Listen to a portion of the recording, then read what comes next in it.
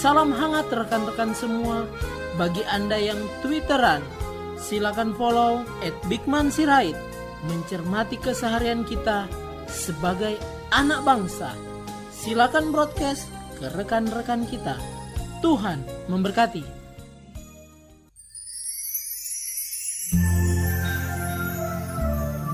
Salam sejahtera para pendengar yang terkasih. Selamat bertemu kembali dengan Yayasan Pelayanan Media Antioquia yang didirikan oleh Pendeta Bigman Sirait untuk melayani Tuhan Kepala Gereja melalui media. Untuk memperluas wawasan umat Tuhan, PAMA juga menerbitkan tabloid Kristen Reformata, Reformata Online, Reformata Audio Streaming. Juga tersedia buku-buku karya Pendeta Bigman Sirait dan ratusan CD khotbah. Doakan dan ikutilah pelayanan PAMA di radio di berbagai kota dan pelayanan televisi di Indovision, Live Channel, Cablevision, Family Channel. Untuk informasi lebih lengkap, klik www.reformata.com www.reformata.com www.reformata.com. Kini tibalah saatnya kita akan menikmati kebenaran firman Tuhan bersama Pendeta Bigman Sirait. Selamat mendengarkan, Tuhan memberkati. Salam sejahtera saudara yang kekasih di dalam nama Tuhan Yesus Kristus. Kembali kita bertemu merenungkan kebenaran firman Tuhan tentang penggenapan janji dalam Injil. Saudara-saudara, Galatia pasal 3 ayat 15 sampai 19. Galatia pasal 3 15 sampai 19, demikian firman Tuhan. Saudara-saudara, baiklah ku pergunakan suatu contoh dari hidup sehari-hari. Suatu wasiat yang telah disahkan sekalipun ia dari manusia tidak dapat dibatalkan atau ditambahi oleh seorang pun. Adapun kepada Abraham diucapkan segala janji itu dan kepada keturunannya. Tidak dikatakan kepada keturunan-keturunannya. Seolah-olah dimaksud banyak orang. Tetapi hanya satu orang dan kepada keturunanmu, yaitu Kristus. Maksudku ialah janji yang sebelumnya telah disahkan Allah. Tidak dapat dibatalkan oleh hukum Taurat yang baru terbit 430 tahun kemudian, sehingga janji itu hilang kekuatannya. Sebab jikalau apa yang ditentukan Allah berasal dari hukum Taurat, dia tidak berasal dari janji. Tetapi justru oleh janjilah Allah telah menganugerahkan kasih karunia-Nya kepada Abraham. Kalau demikian, apakah maksudnya hukum Taurat? Ia ditambahkan oleh karena pelanggaran-pelanggaran sampai datang keturunan yang dimaksud oleh janji itu. Dan dia disampaikan dengan perantaraan malaikat-malaikat ke dalam tangan seorang pengantara. Kemudian kita memperhatikan di dalam Kejadian, saudaraku, Kejadian pasal yang ketiga. Kejadian pasal 3 ayat 19. Kejadian 3 ayat 19. Tetapi Allah berfirman, tidak, melainkan istrimu Sarahlah yang akan melahirkan anak laki-laki bagimu, dan engkau akan menamai dia Ishak. Dan aku akan mengadakan perjanjianku dengan dia, menjadi perjanjian yang kekal untuk keturunannya. Saudara-saudara, kalau kita melihat bagian ini, maka kita bisa melihat dengan amat sangat jelas apa yang dibicarakan Alkitab. Mundur kepada Abraham, bapa orang percaya. Maka Abraham mendapat satu janji Allah yang dipegangnya. Janji yang luar biasa. Janji yang diajarkan kepadanya. Yaitu bahwa keturunan Abraham akan menjadi berkat bagi dunia. Pertanyaannya, keturunan yang mana? Kalau dibilang keturunan Abraham itu berbicara bangsa Israel secara keseluruhan. Loh, bangsa Israel pernah bermasalah. Jangan bilang jadi berkat. Bahkan kerajaan itu bersatu hanya 3 raja. Saul, Daud, Salomo, habis itu pecah 2. Sesudah pecah 2, kerajaan utara selatan pun sering berkelahi, ada waktu bersekutu. Memang lebih banyak mereka bersekutu atau kerjasama melawan musuh. Tetapi mereka juga berkelahi. Jadi berkat apa? Lalu utara jatuh di tangan Asyur, selatan hancur di tangan Babel. Jadi berkat apa?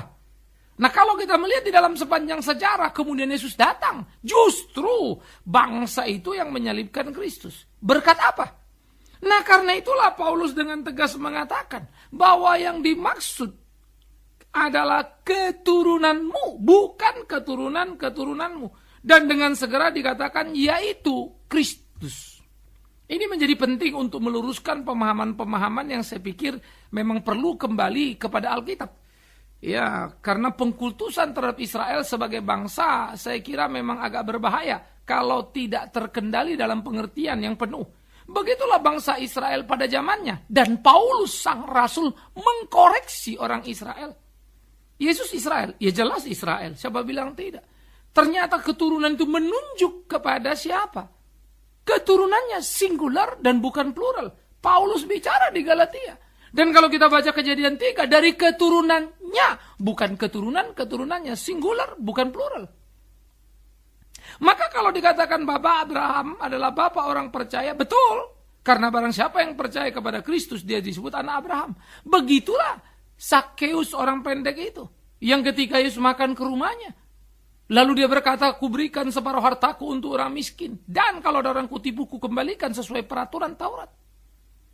Apa kata Abraham? Sesungguhnya dia ini juga anak Abraham. Apa kata Yesus? Sesungguhnya dia ini anak Abraham. Yesus ngomong begitu. Jadi Yesus telah menjadi berkat bagi Sakeus, bahkan seluruh dunia. Karena itu anak Abraham ada di segala abad, ada di segala tempat. Yaitu yang percaya kepada Yesus Kristus. Seperti bintang di langit, seperti pasir di laut. Sebagai wujud kepada bangsa, yes, lewat bangsa itu, Israel itu. Betul? Tetapi bukan final di situ. Melalui itu, 12 suku itu salah satunya Yehuda, lalu jadilah Daud, dari Daud datanglah anak Daud namanya Yesus Kristus. Itulah penggenapan puncak janji itu. Bukan sekedar bangsa itu. Bahwa Israel sebagai bangsa pilihan, yes. Tapi kalau memang pilihan dalam pengertian pilihan yang automatically diselamatkan, kenapa ada yang dibantai di perjalanan dari Mesir menuju tanah perjanjian? Kenapa ada yang kemudian pecah utara selatan lalu yang dibantai oleh Tuhan? Dalam sepanjang sejarah Israel banyak yang dimurkai Tuhan. Dan Yesus di dalam Yohanes pasal yang ke-8 pun berkata ketika orang-orang Yahudi mengklaim diri anak Abraham, Yesus bilang apa? Betul kau anak Abraham? Ya. Memang kau keturunannya, tapi kau anak setan. Loh, kok keturunan Abraham tapi anak setan? Karena mereka mau membunuh Yesus. Ternyata anak Abraham bukan soal darah daging, tapi the quality of faith.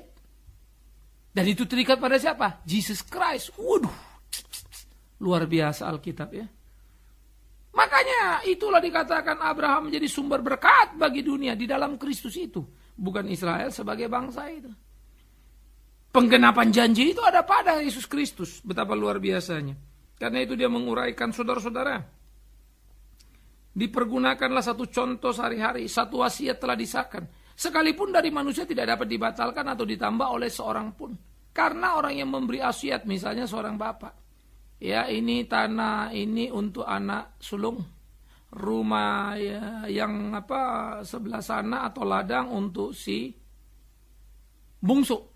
Lalu bapaknya mati. Nggak ada yang bisa rubah itu. Kalau rubah itu namanya pemalsuan terhadap wasiat. Apalagi. Kalau janji itu dari Allah. Lah siapa yang mau merubah itu pula? Janji manusia saja. Wasiat manusia yang dibuat manusia. Nggak bisa dirubah. Begitulah Allah menyatakan janjinya kepada Abraham. Dikatakan kepada keturunan Abraham. Tidak dikatakan kepada keturunan-keturunannya. Itu ayat 16 dari Galatia 3.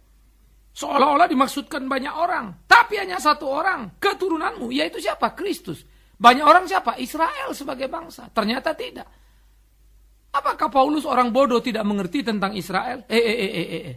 Paulus itu bangsa Israel. Suku Benyamin. Dan Paulus itu murid Gamaliel. Ahlinya perjanjian lama. Orang cerdas. Menulis lebih dari sepatlo kitab perjanjian baru. Dia mengerti betul apa yang dimaksud di dalam Alkitab. Dia mengerti betul siapa yang ditunjuk oleh Yesus Kristus itu sendiri.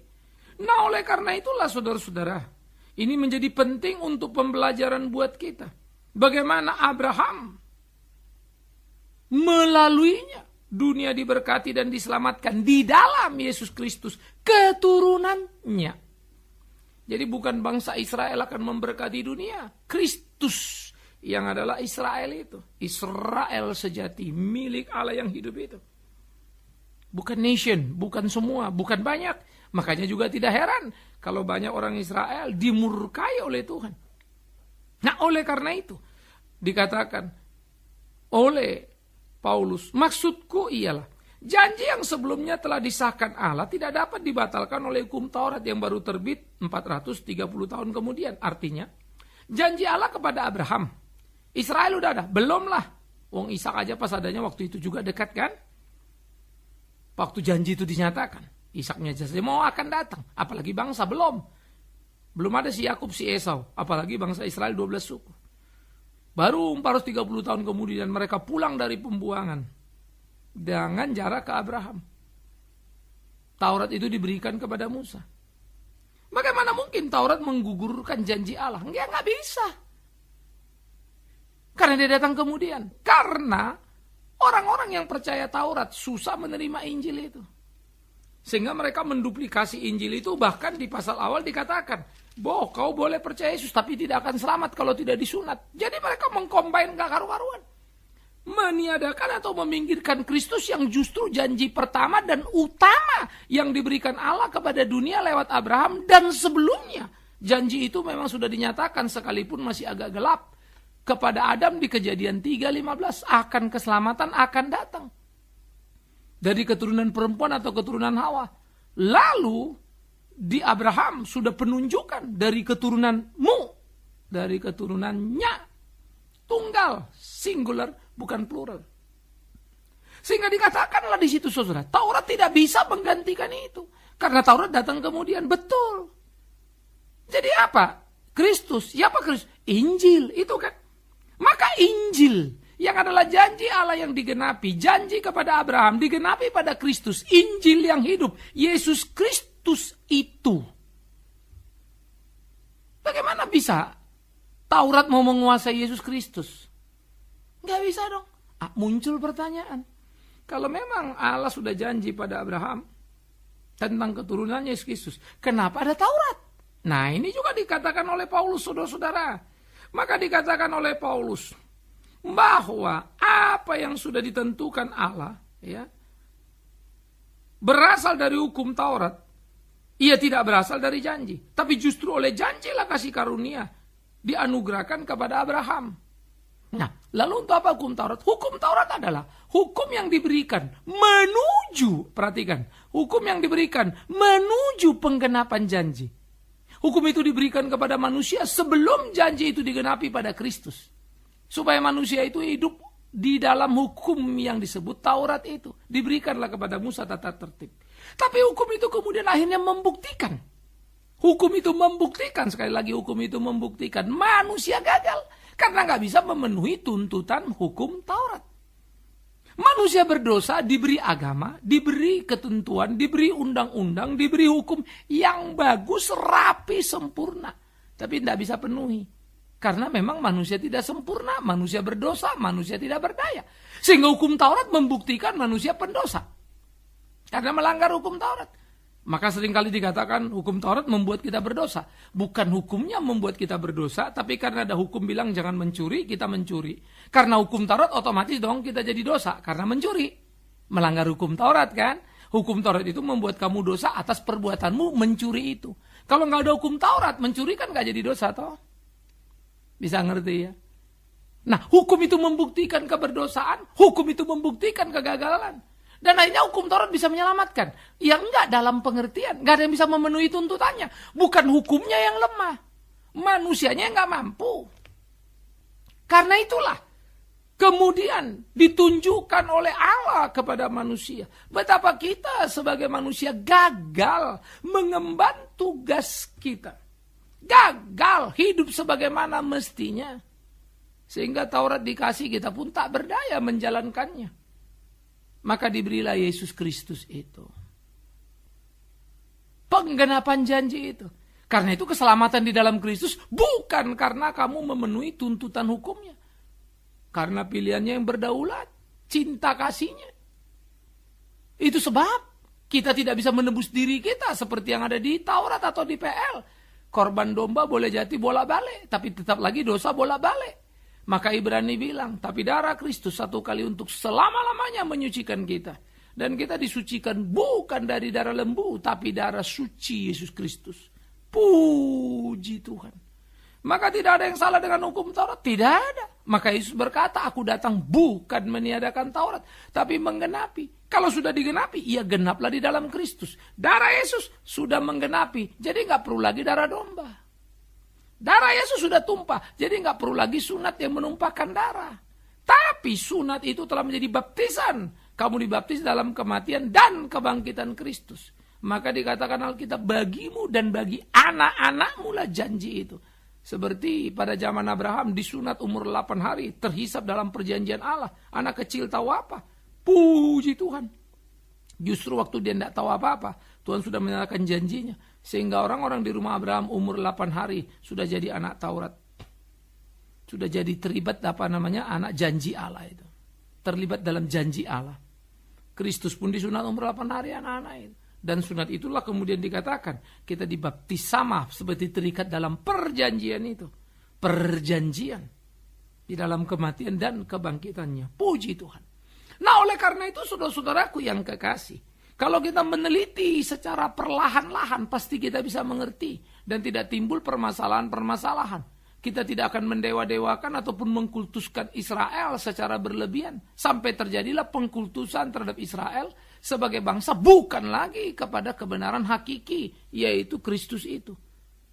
Pada waktu zaman Israel memang Israel sangat ponga dan bangga. Mereka menepuk dada mereka. Itu sebab Paulus mengingatkan mereka. Kau pikir kau siapa? Keselamatan tidak datang dari bangsa Israel, tapi dari Kristus. Tapi Yesus Kristus memang dari bangsa Israel.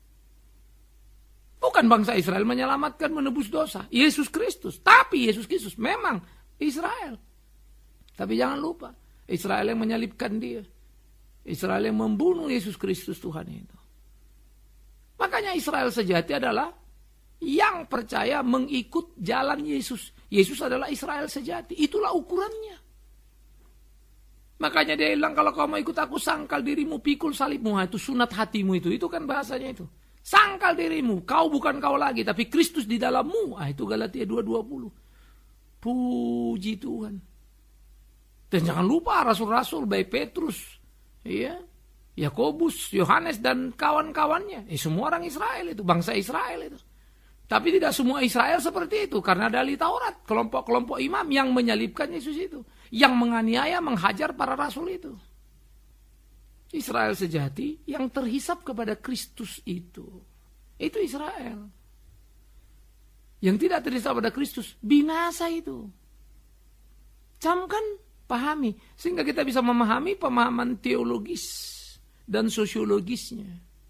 Teologis Israel adalah yang terikat, yang percaya pada Kristus. Sosiologis Israel sebagai bangsa. Apa yang terjadi bagi bangsa ini? Kita nggak ngerti. Terlalu banyak misteri di sana. Karena kisah yang diadakan Alkitab adalah kisah tentang Israel yang sesungguhnya. Israel yang sejati, yang hidup sesuai kehendak Tuhan. Gerejanya. Yang walaupun seringkali dipaksa-paksakan, dikonek-konekkan dengan Israel yang sekarang ada. Nah ini yang jadi repot, saudara. Apakah Paulus salah berkata bukan keturunan-keturunannya, tapi keturunan? Bukan banyak orang, tapi satu? Bukan Israel sebagai bangsa, tapi Yesus Kristusnya? Saya nggak tahu kalau Paulus salah, tapi saya percaya Paulus tidak salah. Tapi kita yang kurang memperhatikannya. Nah, jadi saudara-saudara yang kekasih, mari kita mulai perhatikan lagi sekali lagi pelan-pelan.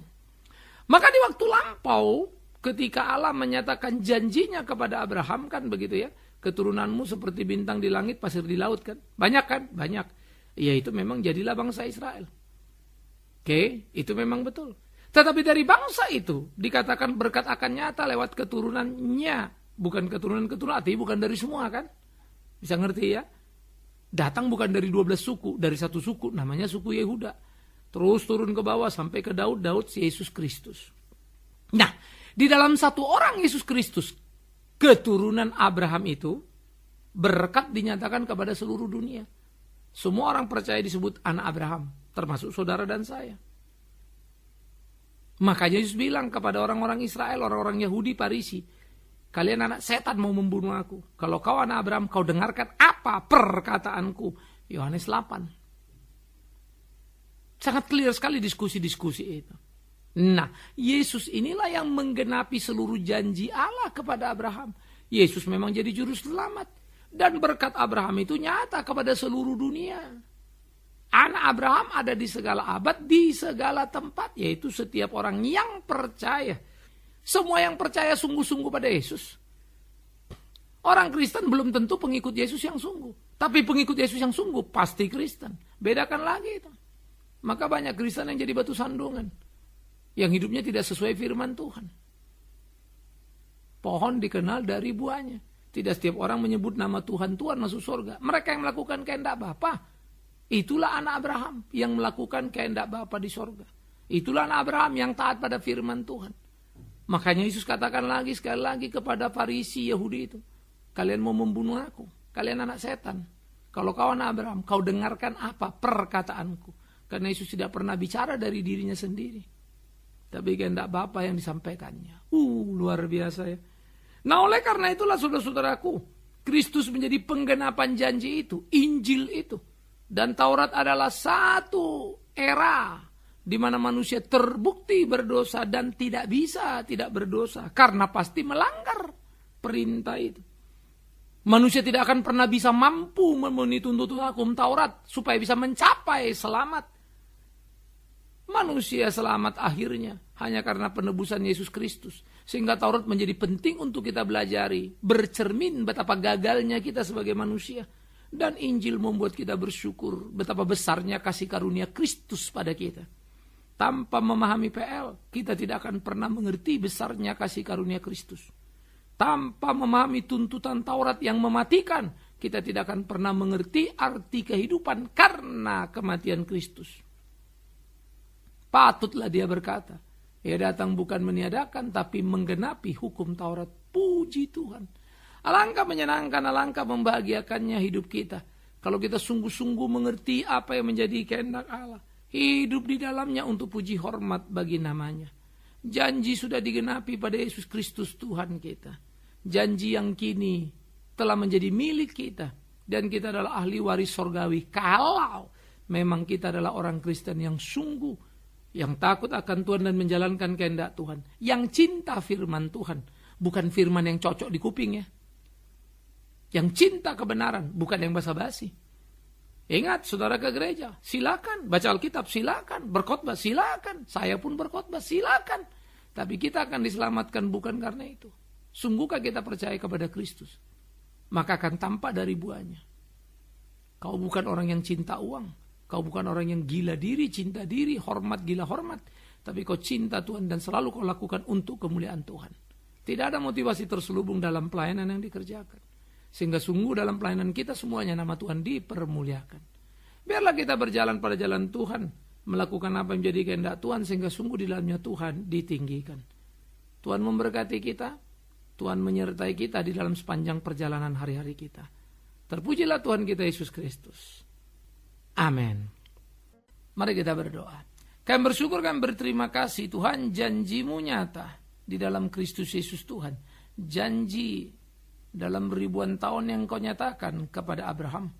Betapa Tuhan menguasai waktu dan mengaktualisasi semuanya di dalam waktu. Ajar kami untuk mengerti, percaya dan mengikut-Mu. Jalan di jalan-Mu diterangi oleh firman-Mu. Luruskan pikiran kami sehingga tidak mengkultuskan manusia dalam satu bangsa dengan beribu dalih. Tetapi biarlah kami berpegang kepada satu Kristus Yesus Tuhan kami, manusia yang sejati, Allah yang sejati. Terima kasih ya Yesus pengantara hidup ini. Dan terima kasih untuk PL karena kami boleh belajar mengenal diri sebagai orang berdosa. Terima kasih sehingga kami bisa belajar memahami besarnya karunia Kristus pada hidup ini.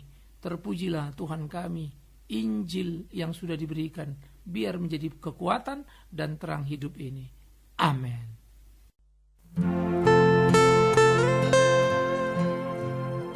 Kita telah mendengarkan firman Tuhan yang disampaikan oleh Pendeta Bigman Sirait. Bagi Anda yang merasa diberkati dan ingin menjadi mitra Pama dalam melayani melalui doa, daya dan dana, silakan menghubungi kami melalui telepon 021 392 4229, 021 392 4229. Email di pama_yayasan@yahoo.com, pama_yayasan@yahoo.com.